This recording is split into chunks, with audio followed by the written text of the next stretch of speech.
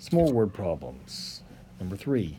Physics, F equals ma, where F is force, and it can be in units of grams times meters per second squared. That's what that second to minus 2 means. M is mass, and A is acceleration due to gravity, which is 9.80665 meters per second squared. Calculate the force that a 2.5 gram US penny will exert when it falls to Earth.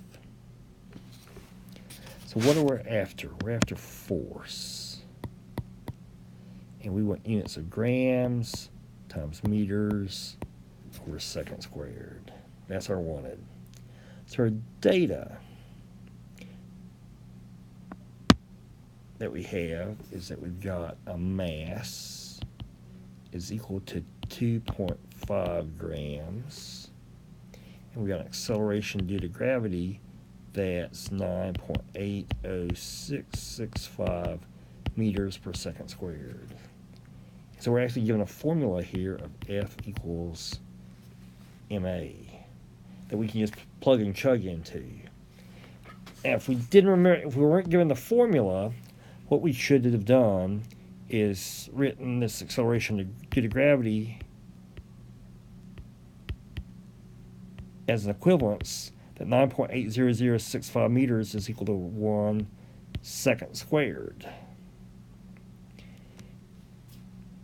Doing that, we can then call our mass our given, since this is a standalone number. We've got this ratio, and so we start with our given, 2.5 grams times 9.80665 meters per second squared. And this will wind up giving us grams times meters over second squared, which is our desired unit. 2.5 times 9.80665 equals 24.5166 grams times meters per second squared. We got the right units, grams, meters, seconds to minus 2. Don't have the right sig figs. We need to do that. Our given only had 2 sig figs. Our acceleration due to gravity had 1, 2, 3, 4, 5, 6 sig figs. So our answer can only have 2 significant figures. This is going to be 25 grams meters over second squared. And the answer makes sense. It's, a penny doesn't weigh very much. And so 25 grams times meters over second squared is a plausible answer. Number 4, the average density of gasoline is 0.74 grams per cubic centimeter. What would be the mass in grams of 4.0 liters of gasoline? So what's our wanted? We want to know a mass in grams. Mass in grams. So our data, we've got one ratio in the problem, or one equivalency. 0.74 grams is the same as 1 cubic centimeter. And we got 4.0 liters is our other number that we see.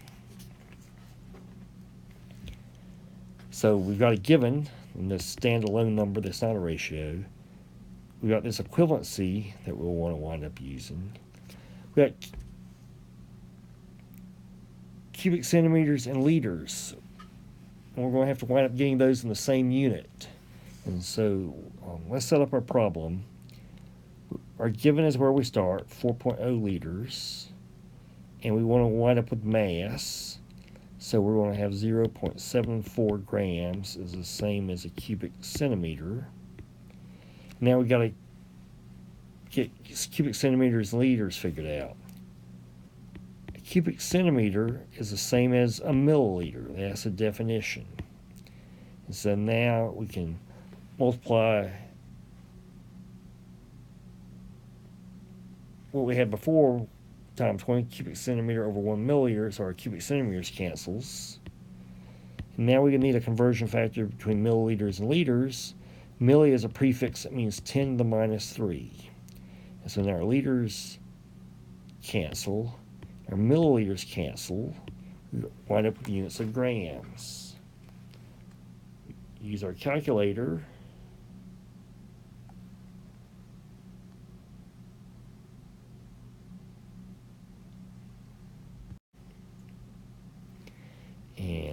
2960 grams.